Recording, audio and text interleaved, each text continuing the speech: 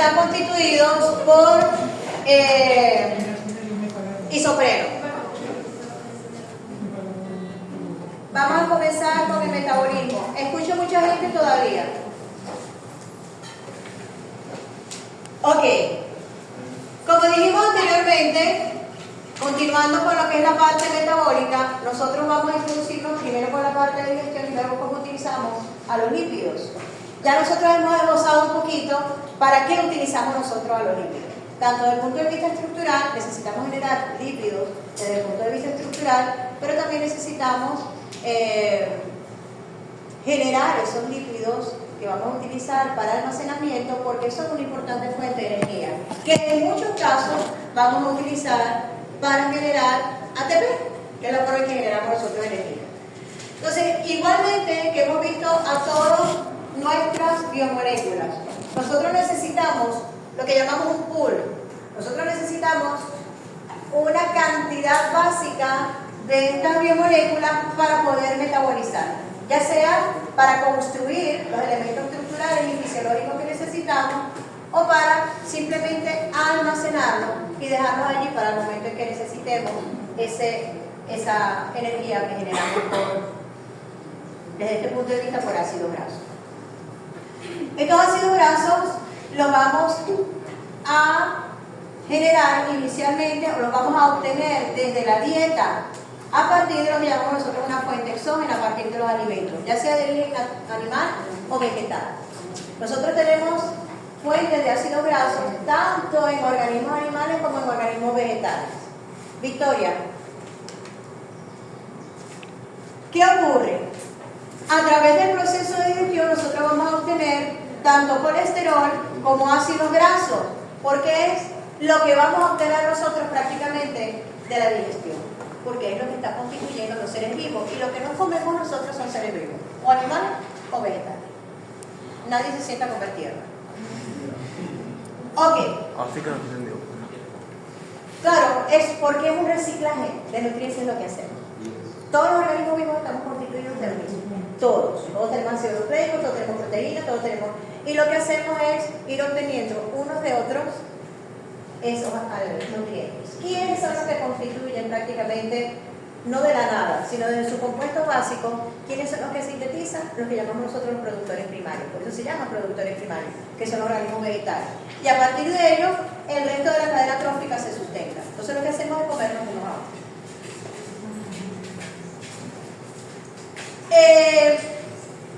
Esta base de ácidos grasos nosotros la podemos utilizar para producir energía, para generar sustancias de almacenamiento y para generar fuentes estructurales.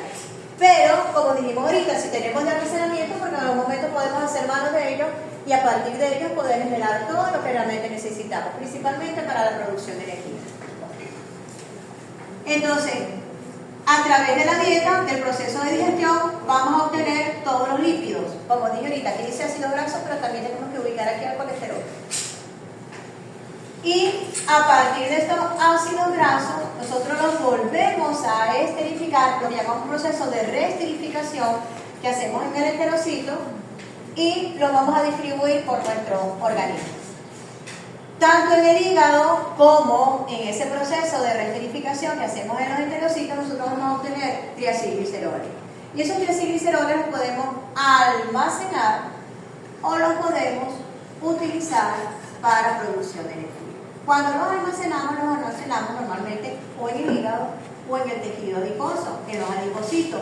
Y cuando los necesitamos, entonces nos vamos a ir a lo que llamamos nosotros, un proceso de lipólisis. Es decir, voy a romper esos ácidos grasos que almacenamos aquí.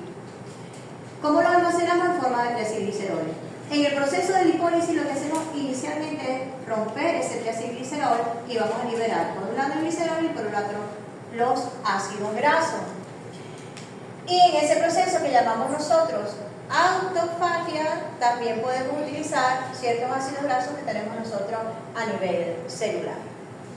Esos ácidos grasos que estamos obteniendo nosotros van a ir a un proceso de beta oxidación para la generación de energía. Y ese glicerol que se liberó se va a ir vía sanguínea hacia el hígado para generar glucosa, se va al proceso de gluconeogénesis. ¿Qué vamos a obtener nosotros en la beta-oxidación? En la beta-oxidación nosotros lo que vamos a estar obteniendo es acetilcoenzima. Esa cadena larga que vimos de ácidos grasos, lo que vamos a hacer es irla cortando de 2 en 2 carbonos. Y cada vez que la cortemos, lo que vamos a ir quitando es acetilcoenzima, acetilcoenzima, acetilcoenzima. Profe, pero no tiene coenzima. La coenzima se la voy a ir adicionando para entonces poderlo ir cortando. Porque no puedo liberar ese grupo así solito, esos 2 carbonos solitos. Entonces, ese grupo acetilo lo voy a unir a una coenzima. Y voy a ir liberando, a partir de mi ácido graso, voy a ir generando acetilcoenzima. Si necesito generar energía, y hay suficiente oxalacetato, se va al ciclo de qué? Si no hay suficiente oxalacetato, porque realmente estoy en un proceso de ayuno prolongado, de ejercicio fuerte,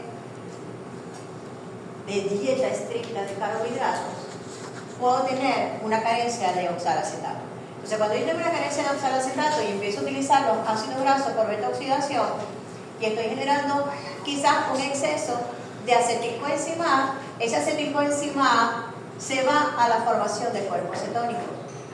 Repito, cuando no tengo suficiente oxalacetato para que ese acetilcoenzima entre al ciclo de Krebs, puede ser que esté generando 100 acetilcoenzima prácticamente por minuto, pero tengo nada más 50 oxalacetato. Entonces 50 se van a ir al ciclo de Krebs y los otros 50 se van a ir a la formación de cuerpos cetónicos. ¿Sí me expliqué? Sí. Ok. Puedo dirigir algunos de estos ácidos grasos hacia los cuerpos cetónicos, pero también si la célula lo necesita, por ejemplo, no tengo colesterol disponible, yo puedo utilizar este acetilcoenzima para sintetizar colesterol. O si yo tengo un exceso, porque lo que yo estoy obteniendo no viene necesariamente del proceso de lipogénesis, sino porque tengo un exceso en la dieta, entonces ese exceso de acetilcoenzima yo lo voy a utilizar para entonces generar nuevamente ácidos grasos e irme hacia el almacenamiento de forma de T-ciclicero. La siguiente, por favor.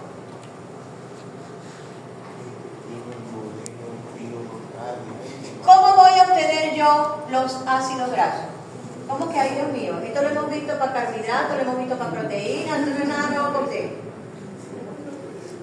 La digestión de los lípidos inicia en la boca, pero muy poquito. Nosotros en la boca podemos liberar una lipasa, que es la lipasa salival, pero realmente lo que esa lipasa salival va a generar es poco, entre comillas. ¿Por qué digo entre comillas? Porque, por ejemplo, en un bebé, en un ternerito, que su primera alimentación es en base a la leche, esa lipasa salival sí va a ser importante, porque lo va a ayudar a degradar esos lípidos que está consumiendo en la leche. Porque cuando tanto el bebecito, tanto el ternerito como el ser humano, no tiene muy buena producción de la lipasa pancreática. Entonces, su digestión principal de lípidos de la leche va a ser a través de la lipasa salival. Pero a medida que se va haciendo adulto, madura la capacidad de generar esa lipasa pancreática y realmente la digestión más importante de estos lípidos la vamos a tener tanto a través de una lipasa gástrica como de una lipasa pancreática. Como sabemos, los lípidos son insolubles. Fíjense que nosotros estamos comiendo a otros organismos, que ellos almacenan los en forma de acetilceroles y de colesterol. Y eso es lo que vamos a tener prácticamente. Y sus células, porque cuando nos masticamos un musculito, o cuando nos masticamos una lechuguita, o cuando nos masticamos un pimentón, lo que estamos es destruyendo células para poder obtener de esas células lo que tienen adentro, o lo que tienen en su membrana celular. Entonces, esos fosfolípidos de membrana, nosotros también los vamos a utilizar. Entonces, a través de varias enzimas que vamos a generar a nivel intestinal, ayudado con la lipasa gástrica y con la lipasa pancreática, nosotros vamos a ir obteniendo cada uno de estos elementos. Nosotros tenemos estereasas de colesterol, lo que hacen es, como dijimos, que el colesterol, por ese grupo OH que tenemos una esquinita por aquí abajo, podría tener, por ejemplo, ácidos grasos Eso se llama un colesterol esterificado. Lo que hacemos es liberar el colesterol, romper ese enlace y liberar por un lado el ácido graso y el colesterol. Eso lo hacen las integrasas del colesterol. Y las lipasas, lo que se va a encargar principalmente es de romper los triacilgliceroles. Vamos a tener nosotros algunas fosfolipasas que son específicas, lo que llamamos la fosfolipasa A2. Yo les voy a pasar otra presentación. Yo la tengo actualizada, lo que pasa es que la que le pasé primero no está actualizada. En la que está actualizada, donde está la corrección de la cera y donde están algunas de las enzimas que estoy mencionando, están en esta lámina. Yo les voy a pasar esa presentación actualizada. Lo que pasa es que la traje hoy, pero no me traje mi cabecito, por eso tuvimos que hacer otra. Pero bueno, lo estamos aclarando. Además de la lipasa gástrica, que se libera a nivel del estómago, igualito por nuestras células que también liberaban la pepsina, van a liberar esa lipasa gástrica. Ella es activa a pH entre 4 y 5, de hecho entre 4 y 6 ella es activa. Ella va a degradar aproximadamente entre el 20 y 30% de los lípidos de los alimentos. Eso va a pasar a los intestinos, y en el intestino, tanto a través de las sales biliares como de las enzimas, vamos a tener el proceso de digestión de los lípidos. ¿Por qué es importante las sales biliares? Porque los lípidos tienden a formar gotas. ¿Por qué tienden a formar gotas? Aquellas veces que nosotros vimos que los sistemas acuosos, los sistemas lipídicos, van a tener lípidos hidrofóbicos y van a tender a formar gotas entre ellos, porque son hidrofóbicos. Lo mismo pasa. En la medida que nosotros nos vamos comiendo, ellos van generando gotas. ¿Por qué? Porque desde el punto de vista químico no tienen la capacidad de interaccionar con el agua. Entonces todos consiguen estabilidades uniéndose unos con otros. Y me van a formar esas gotas. Entonces, ¿qué pasa? Ciertamente yo tengo una lipasa, pero una lipasa se va a conseguir con una gota de este tamaño. Entonces, ella puede degradar, pero muy poquito. Entonces, nosotros vamos a tener lo que llamamos las colipasas. Nuevas, Colipan, por aquí hay un medicamento que se llama Colipan. ¿Qué hacen esas gotas? Lo que hacen es unirse a esas goticas y poder agarrar a la enzima y unirla a esa gotica para que pueda degradar la grasa. Pero la gota sigue siendo grande. Entonces puede necesitar sales, lo que llamamos nosotros sales biliares, para poder hacer esa gota más chiquitita. ¿Qué tienen las sales biliares? Bueno, tienen ácidos grasos que son anfipáticos. Entonces, el proceso de el intestino, ese proceso de mover, ese proceso mecánico, ayuda a que por un lado estoy tratando de romper la grasita por mecánica, y en el momento que estoy rompiendo se le van uniendo esas moléculas anfipáticas, de tal manera que va a hacer que la gotica se haga más pequeña, porque la voy rompiendo, y al unirse esa anfipática, ¿qué hace la anfipática? Se une por el lado hidrofóbico a la grasa y tiene la cabecita que se puede unir al agua de este lado. Entonces va a evitar que ellas se vuelvan a emulsificar. Repito, el movimiento físico intestinal y la acción de estas sustancias que son anfipáticas hacen que cuando por efecto mecánico rompo la gota, esa gota se quede separada de la otra, porque se va a unir estas sustancias o estas moléculas que son anfipáticas. ¿Qué hace la molécula anfipática? Se une a la parte hidrofóbica, al lípido, y la parte que es hidrofílica puede tener contacto con el agua, no va a aceptar al lado hidrofóbica. Entonces me va a mantener la gota más pequeña. Entonces, mientras más mueva, eso va a ocurrir allí, porque yo voy a estar liberando las sales biliares allí en el duodeno, y entonces voy a hacer esas gotitas mucho más chiquitas. En el momento que hago esas gotitas mucho más pequeñas, la acción de la enzima puede ser más eficiente, porque no es lo mismo trabajar con una gota grande, donde la enzima va a tener un lugar limitado para poder actuar, a que tenga yo gotitas mucho más chiquititas. Lo que pasaba en el adipocito marrón. Tengo la gotita chiquita para obtener más espacio, más superficie para poder actuar. ¿Quiénes van a actuar? Las enzimas que hablamos ahorita. La lipasa, aquí nosotros vamos a tener una lipasa distinta a la gástrica, que es la lipasa pancreática, que ella tiene un nivel de acción entre 6 y 7 de pH.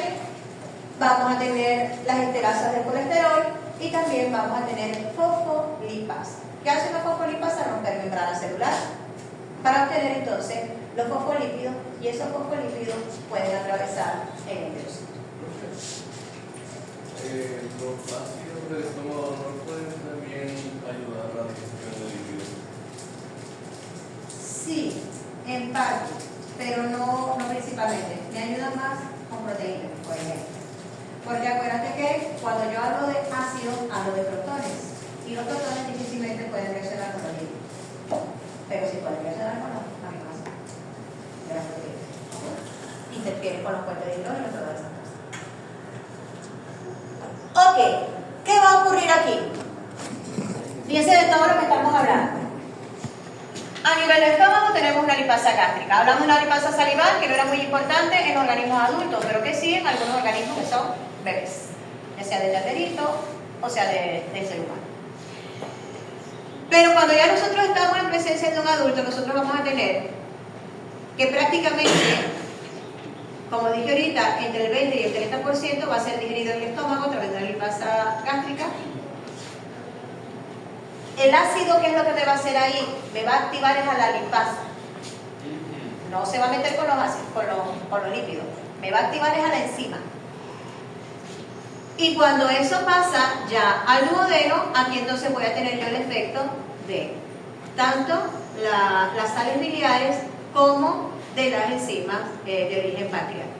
Voy a tener la lipasa pancreática, voy a tener la esterasa del colesterol y voy a tener a la fosfolipasa A2. Esa fosfolipasa A2, todas estas enzimas, ¿qué van a hacer? Van a romper todos los lípidos. Las esterasas del colesterol lo que me van a hacer es que me van a liberar colesterol y ácido graso por un lado. ¿Qué me van a hacer las lipasas? Romper los triglicéridos y me generan glicerol por un lado y ácido graso por otro lado. ¿Y qué me van a hacer las fosfolipasas? Van a destruir membrana celular y van a liberar los fosfolípidos. Los fosfolípidos, los ácidos grasos y el colesterol van a entrar al enterocito. Dentro del enterocito, ellos van a ser empaquetados. Van a ser eso se llama reesterificación. En ese proceso de reesterificación no los voy a agrupar yo a ellos solitos. Porque dicen, ¿para qué voy? O sea, si los voy a agrupar nuevamente, ¿para qué los desagrupo? Ya sé que los voy a agrupar nuevamente. O sea, ¿qué estoy haciendo?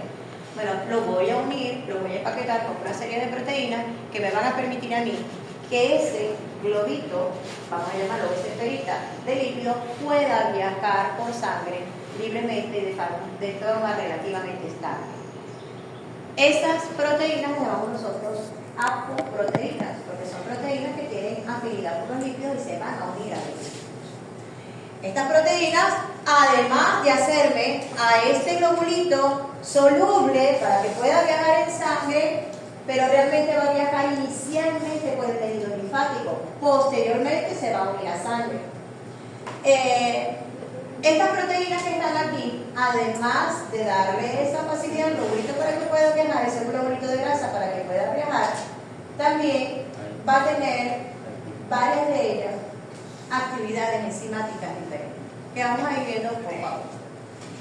Esta esferita que nosotros generamos aquí, ese globulito del que estoy hablando, que viene de la reesterificación de estos lípidos y se une algunas proteínas que llamamos apoproteínas, lo llamamos kilomicrón. Fíjense, cuando nosotros hablamos de la digestión de carbohidratos y hablábamos de la digestión de proteínas, los aminoácidos que liberábamos desde el enterocito hacia, vamos a decir, el interior de nuestro cuerpo, viajaban vía sanguínea, vía lo que llamamos nosotros la vena porta. Aquí, ¿qué va a ocurrir? Los ácidos grasos que son pequeñitos, aproximadamente que tienen 14 carbonos, ellos van a viajar solitos, ellos no se van a unir al kilomicrón. Ellos pueden ser liberados, los atrapa la albúmina, interaccionan con la albúmina y se van a ir vía porta. No hay problema, con ellos no hay problema. El kilomicrón va a ser liberado al sistema linfático, no va a viajar directamente en sangre. Y a través del sistema linfático, entonces él posteriormente va a entrar al sistema sanguíneo y va a recorrer el organismo hasta llegar al hígado. Él no va primero al hígado. Aminoácidos y azúcares llegaban primero al hígado. Los que están llegando, de los lípidos que están llegando ahorita, primero al hígado son los pequeñitos, los que llamamos de 12 carbonos. La siguiente, por favor. Ok, esto es más o menos, estoy liberando prácticamente ácidos grasos, colesterol y en algunos casos voy a generar monoacilglicerol. ¿Qué es monoacilglicerol? Que el glicerol solito con un solo ácido graso puede atravesar la membrana, ¿ok? Puede ser transportado a nivel de membrana. Se utilizan algunos transportadores específicos para los que son grandes, los ácidos grasos grandes, los ácidos grasos chiquitos pueden atravesar la membrana. Como dije ahorita, los ácidos grasos que son pequeños, hasta 12 carbonos, van a viajar directamente por la albúmina y ellos sí van a ir vía sanguínea. El resto va a formar los kilomicrones. La siguiente, por favor. ¿Qué es un kilomicrón? Cuando nosotros hablamos de la reesterificación de estos elementos lipídicos que estamos absorbiendo por vía intestinal, en el enterocito se va a formar esta estructura. ¿Qué tiene esta estructura? Fíjense que nosotros vemos aquí los fosfolípidos provenientes del proceso de digestión. Los fosfolípidos tienen una particularidad, tienen un grupo fosfato que no va a ser hidrofílicos, y la parte de los ácidos grasos es la que va a permanecer como hidrofóbica. Entonces ella va a tender a formar lo que llamamos nosotros una micela. Ya sabemos por qué. Intercaladitos vamos a tener al colesterol, porque el colesterol por su grupo OH tiene la capacidad de interaccionar con el agua. Los colesteroles que se esterifiquen nuevamente ácidos grasos van a ir aquí adentro, porque no tienen cómo interaccionar con el agua. Los que están solitos sí pueden interaccionar con el agua a través de su grupo OH. Pero además de los fosfolípidos, los triacilgliceroles que voy a meter aquí adentro también, y el colesterol, yo voy a tener algunas proteínas que voy a incluir en este kilomicrón. En el caso del kilomicrón, él tiene una proteína que lo identifica, que es única de él, que es esta proteína, la B48. Ya nosotros vamos a ver que existen otras estructuras similares al kilomicrón que también van a viajar vía sangre. Con la diferencia que ellos son generados por el hígado. El kilomicrón es generado por el enterocito. ¿Ok? Este kilomicrón va a tener unas proteínas que me le van a dar cierta particularidad. La proteína E es una apoproteína, todas estas son apoproteínas. La proteína E le va a dar la capacidad al kilomicrón de poder interaccionar con las células de los hepatocitos. Los hepatocitos tienen un receptor específico para esta proteína. Y lo que llamamos nosotros la proteína C, hay una proteína C, sobre todo la proteína C2, que va a interaccionar con unas lipasas que encontramos a nivel del endotelio. En el endotelio, cuando hablo del endotelio, ¿de qué hablo?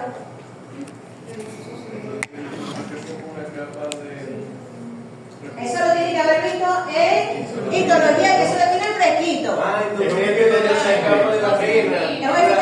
Simple, una sola capa de célula. ¿Dónde está? En las arterias. En las arterias de arteria. Muy bien. 20 puntos para que contestar. Para la próxima clase me traigo una chuletica. ¿Verdad? No. Chupetica. Ningún punto para el parcial. Dame chupetica. 5 puntos para el parcial. 0.5. Ok. Fíjense, no les da punto en el parcial. Les da un punto más importante. Se los da al final. Es más importante tener un punto al final. Si me dio 15, la profesora puede ser que me ponga 16 y 17, dependiendo de mi participación en clase. Si a usted le da 8.5 y usted nunca participó en clase, no va a llegar a 10.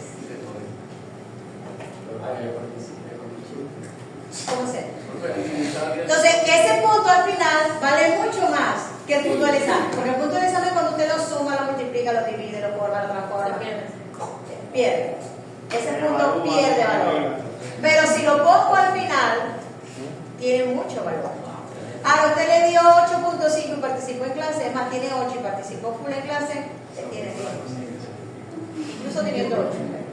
Pero si usted no participó, ahí murió. Y ya que estamos a esta altura, lo digo, ahí murió. Y el que me llame o me diga, para botar una lagrimita, ahí me pongo yo más dura. Así que ya se rellena. Menos. Los puntos se ganan, no se lloran. Ok. El kilomicrón, esta proteína que estamos hablando, que era la proteína C, es una proteína sumamente importante, porque nosotros en el endotelio, a nivel de vasitos sanguíneos, tenemos en el endotelio una lipasa. Y esta lipasa está ahí quietecita. En lo que pasa, la proteína C2 se activa esa lipoproteína lipasa y va a liberar del kilomicrón los triacilgliceroles. Y los va a romper. Por un lado va a liberar el glicerol y por el otro lado va a liberar los ácidos grasos. ¿Para qué me interesa tener a mí el tejido ácido graso? Para producción de energía. O si por ejemplo estoy hablando de las glándulas suprarrenales, a ella le interesa producir parte de hormonas. Ella necesita también, en este caso no tiene gliceroles, pero sí necesita colesterol. El colesterol lo vamos a obtener a partir de otro receptor, pero el mecanismo es más o menos. Porque para obtener colesterol no libera solo el colesterol, sino que se come a la estructura completa por endocitosis. Pero eso lo vamos a ver ahora. Ok. Esta proteína C, ya dijimos, es sumamente importante porque aquí me va a activar a mí a la lipoproteína lipasa. ¿Qué va a hacer esa lipoproteína lipasa? Me va a liberar los triacilgliceroles para yo poder tener ácidos grasos que me vayan a sustentar el tejido. Para producir energía, porque necesito membrana allí también, necesito mis fosfolípidos de membrana, en fin. Entonces, en la medida que el kilomicrón va pasando por mis vasos sanguíneos, en esa medida, esa lipoproteína lipasa, si yo tengo ApoC2, esa lipoproteína lipasa va a ser activada y el kilomicrón va a ir dejando prácticamente todos sus ácidos grasos, sus triacilgliceroles. Y él va a ir reduciendo el tamaño. Ya cuando él ha recorrido gran parte del organismo, llega a donde está el hígado. Es reconocido en el hígado a través de su proteína, de su apoproteína E, y el hígado lo endocita. Las células del hígado, los hepatocitos. ¿Y qué va a hacer el hígado? Lo que le quedó al kilomicrón, que no liberó en todo ese tránsito, eso lo llamamos el kilomicrón remanente, él lo va a absorber, va a reesterificar, va a tomar los ácidos grasos que tenga y va a construir una nueva estructura que es el PLD. ¿Ok? El kilomicrón tiene esta proteína que es la B48. El BLDL no tiene esta proteína, tiene una proteína que es la B100, que va a ser muy importante más adelante. La siguiente, por favor. Muy bien. Fíjense, el kilomicrón dijimos que lo fabricamos en enterocitos. Miren la comparación y tamaño con respecto al resto de los transportadores de lípidos. Todas estas estructuras que estamos viendo aquí son transportadores distintos de lípidos y que tienen funciones diferentes. El kilomicrón viene del enterocito. El BLDL lo genera el hígado. ¿Por qué? Porque ciertamente yo comí, pero comí a las 8 de la mañana y vuelvo a comer. Si llego a mi casa a las 12, si aquí en el cafetín comen ustedes, a las 12 del día comerán. Pero si no, usted va a comer en la tarde. Está utilizando su glucógeno, está utilizando su azúcar, ya acabó, está utilizando sus ácidos grasos. Entonces, el hígado va a garantizar que usted tenga disponibilidad de ácido graso y también de colesterol. ¿Qué ocurre? En el caso del kilomicrón, no tiene la capacidad para liberar tanto colesterol. ¿Por qué? No es su principal función. Yo, para poder obtener colesterol en ciertos tejidos, necesito la presencia de una proteína que se llama la proteína B100. ¿Quién la tiene? Él.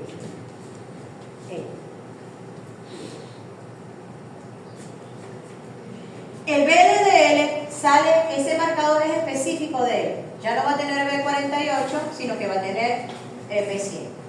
Y él va a estar cargado, él va a tener también ApoC, sigue teniendo ApoE, y el ApoC, ¿qué le va a permitir? él entonces va a ser la estructura que está cediendo el hígado, que está generando el hígado y que se va a encargar ahora de proporcionar al resto de los tejidos a través de la ApoC2. Igual va a activar a la lipoproteína lipasa que se encuentra en el endotelio y entonces va a ir liberando ácido graso. Pero también, como tiene el marcador ApoC, tiene la capacidad de liberar colesterol. ¿Dónde tengo yo el endotelio que tiene más receptores? Es decir, lipoproteína lipasa que se activa con el ApoC, o sea, es el endotelio que tengo cerca de los adipocitos y el endotelio que tengo cerca de mis músculos. Es decir, en casi todo. Lo que llamamos nosotros músculo esquelético. ¿Qué es músculo esquelético? Lo que está formando nuestras extremidades. ¿Por qué necesitan energía? Porque constantemente se están moviendo. Entonces, tengo bastante lipoproteína lipasa en esa zona, entonces quiere decir que cada vez que un LDL o un kilomicrón pasa cerca de un tejido adiposo o pasa cerca de un tejido muscular, va a liberar triacilglicerol. ¿Para qué? Para que ese tejido tenga la capacidad, en el caso de adipocitos, de almacenarlo y en el caso del tejido muscular, tener suficiente energía disponible para poder movilizarse. En la medida que va recorriendo el endotelio, él va perdiendo triacilgliceroles y parte del colesterol. Pero principalmente va perdiendo los triacilgliceroles. En la medida que él va perdiendo la grasita que lleva, se va convirtiendo en una estructura más pequeña. El IDL, que es un intermediario, un intermedio, más de peso intermedio, y el LDL. ¿Por qué se llama PLDL, IDL, LDL y HDL? Porque cuando hacen una extracción sanguínea, normalmente para extraer de todos los componentes a la sangre, lo que hacen es un proceso de centrifugación.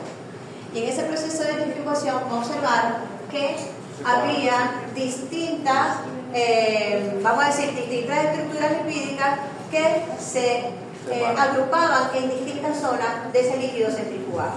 Obviamente el más pesado, el que va a quedar en el fondo, y así sucesivamente. El más ligero va a quedar en la superficie. Entonces tengo que acelerar, tengo que cambiar el proceso de centrifugación, acelerar un poquito más para que termine de precipitar. Entonces, de muy bajo peso y densidad no es lo mismo. La densidad es una relación peso-tamaño o peso-volumen. ¿Ok? Con respecto a su volumen, tiene menor peso. ¿Y qué va pasando? Que en la medida que el volumen va disminuyendo, va pesando más. ¿Por qué? Porque lo que pesa menos es el lípido y lo que pesa más son las proteínas. Entonces, en la medida que él va viajando, va liberándose los lípidos y le va quedando más proteína. Es más chiquito, pero es más pesado. Very low en inglés, muy baja densidad, densidad intermedia, mediana densidad o baja. Esta es muy baja, esta es baja y este es intermedio, entre muy baja y baja. Y este tiene la densidad un poco más alta porque prácticamente es pura proteína. ¿Ok?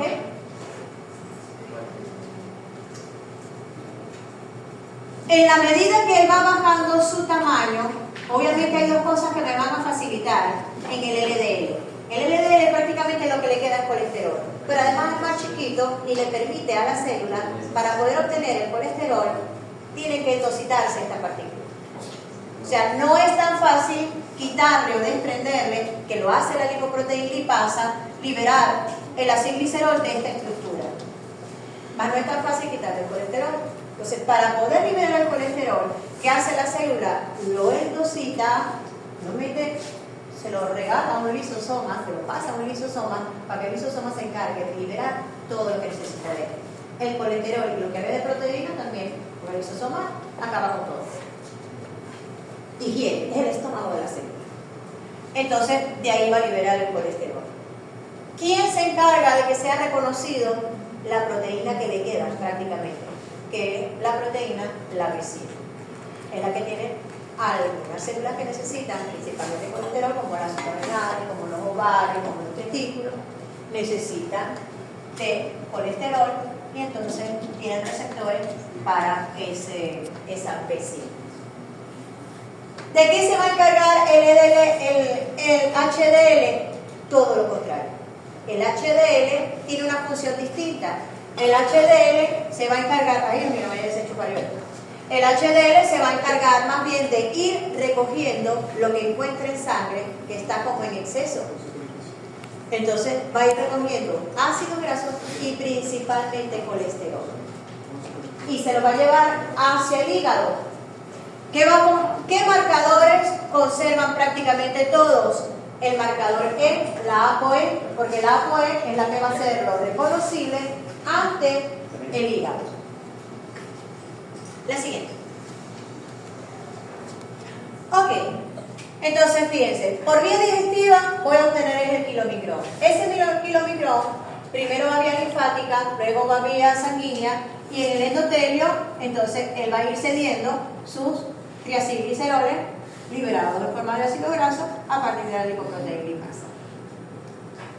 Ese kilomicrón se hace más chiquitico y ese remanente, va al hígado. ¿Ok? Esos ácidos grasos que yo voy liberando son utilizados principalmente por adipocitos y por tejido muscular. El remanente va al hígado.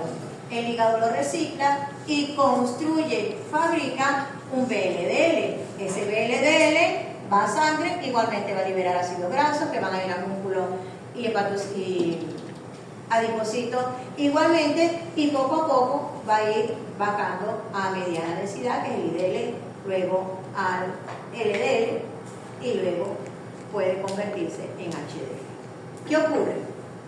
Realmente el Verilog, el VLDL, en la medida que va perdiendo, se convierte en el intermedio y en el de muy baja, que le queda el colesterol. Y el que tiene colesterol va a ser asumido por algunas células y hasta ahí llegó. ¿Quién me construye nuevamente el HDL? Este señor Cooper. ¿Ok? Nadie preguntó. Ay, si me comí el LDL, ¿cómo hago? ¿De dónde sale el HDL? El HDL puede ser fabricado nuevamente por el hígado. ¿Por qué digo puede ser fabricado nuevamente por el hígado? Porque no todo el VLDL que se convirtió en LDL pasa a ser endocitado por una célula. Hay ciertas fracciones que van a devolverse hacia el hígado y el hígado le va a incorporar entonces las proteínas que necesito para ir recogiendo yo mi colesterol. La siguiente. Profe, ¿y el HDL que va al hígado se convierte en kilomicrón o en...? No, el HDL lo que sale es con muchas proteínas que le permiten a él ir recogiendo el colesterol de exceso. Parte. Acuérdense que lo que dije ahorita, no todo el LDL va a ser consumido. ¿Ok? Entonces parte de ese LDL va a pasar a HDL. ¿Qué es lo que ocurre? Con el HDL está la controversia. Usted va a leer que dice, no, el HDL le va a transmitir todas sus proteínas o le va a pegar todas sus proteínas al VLDL. Porque el VLDL sale con algunas, sale con su marcador 100 y sale con una ApoC y sale con algo de ApoE. Pero cuando se consigue sangre con los HDL le van a suministrar una cantidad de proteínas. Más marcadores, más ApoE y más ApoC. Pero entonces hay autores que te dicen, yo tengo que tener una fuente que me esté generando esas proteínas. ¿Quién me las está generando? Hígado. Entonces parte de ese LDL va hasta hígado y entonces en el hígado se le incorpora la proteína y sigue variando el HDL.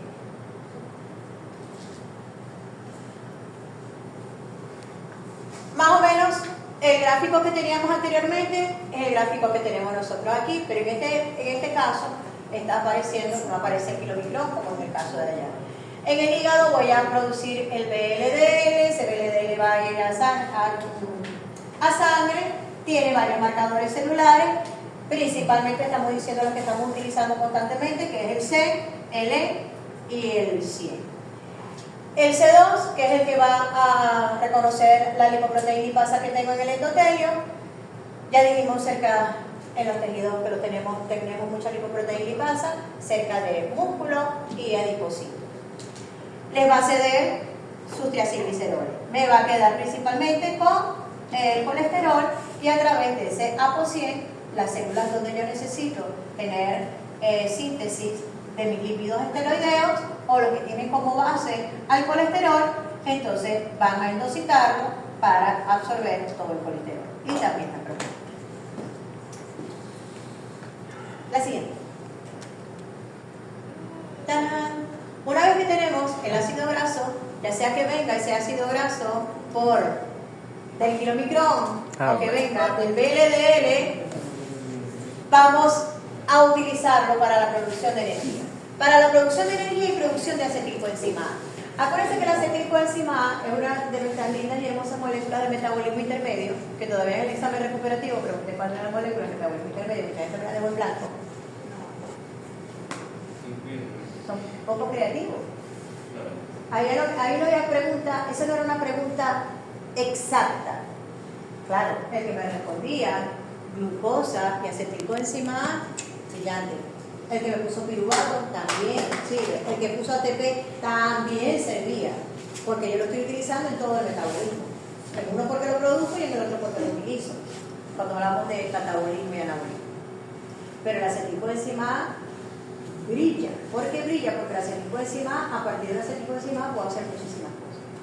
Una de las cosas que hacemos nosotros es poder sintetizar otros líquidos, sintetizar cuerpos cetónicos.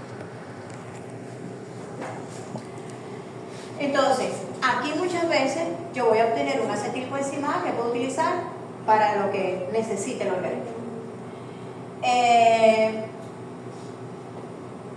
Cuando yo hablo de la síntesis de lípidos a partir de la acetilcoenzima A, yo puedo sintetizar ácidos grasos y también puedo sintetizar colesterol. ¿Qué es la beta-oxidación? La beta-oxidación, como su nombre lo dice, oxidación. Lo que voy a hacer es quitarle hidrógeno. Pregúntense en el examen de carbohidratos también. ¿Por qué se llama oxidación de la glucosa? ¿Qué tiene que ver eso desde el punto de vista del rendimiento energético? Quito hidrógenos.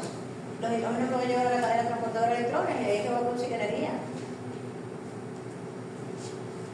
Es lo que va a ocurrir aquí. ¿Qué hacemos con el ácido graso? Decíamos que era altamente reducido y que era altamente energético. Lo que voy a hacer es quitarle los hidrógenos para seguir produciendo energía.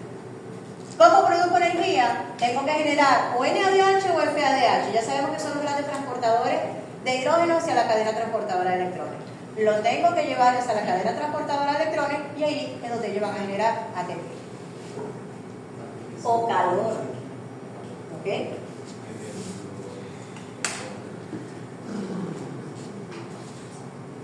¿Por qué lo llamamos beta-oxidación? Si ustedes se acuerdan, cuando nosotros decíamos que teníamos un ácido graso lineal, aquí todavía está en blanco, decíamos que rotulábamos el primer carbono después de mi grupo carboxilo, mi grupo funcional, como 1 o por el alfabeto griego como alfa y como beta. ¿Por qué se llama beta-oxidación? Porque lo que yo voy a liberar es un grupo acetilo y voy a romper en el carbono beta. Voy a ir rompiendo este ácido graso a través de su carbono beta. Yo rompo en el carbono beta y me va a quedar este entonces como primero, como segundo, y cuando voy a romper nuevamente, rompo en el carbono beta y así sucesivamente por cada uno. Entonces, cada grupo acetilo, cada 2 carbonos, voy a ir rompiendo para obtener acetilcoenzima A. ¿Qué me interesa a mí del acetilcoenzima A? Que cada acetilcoenzima A que yo voy liberando va a irse hacia el ciclo de Krebs y me va a generar NADH y FADH, como ya saben. Pero en este proceso, cuando yo corto, antes de cortar, yo voy a utilizar también los hidrógenos que tienen parte de la molécula. Y entonces voy a generar directamente NADH y FADH, además de lo que voy a generar aquí en el ciclo de Krebs.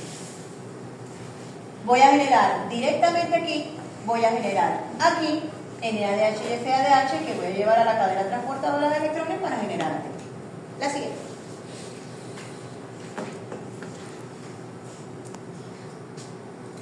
Una vez que ha entrado ese ácido graso en la célula, ese ácido graso, para poder ser procesado por por beta oxidación, acuérdense que la TPasa está dentro de la mitocondria. Entonces yo necesito generar esos NADH y FADH, tratar de generarlo dentro de la mitocondria.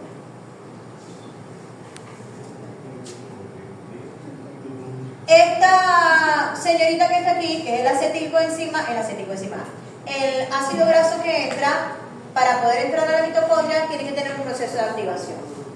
Lo activo a través de la coenzima A. Dijimos desde que vimos la estructura de la coenzima A, dijimos que era una estructura muy energética. Se parece mucho al ATP. Acuérdense que tiene 3 grupos fosfato, tiene adenina. Esa molécula de el ácido graso unido a la acetilcoenzima, a la coenzima A, es reconocida por un transportador de membrana, que es el transportador de la carnitina. ¿Por qué? Porque ese así no puede atravesar la membrana de la mitocondria. Entonces, a través del transportador de carnitina va a meter ese ácido graso. ¿Qué hora es?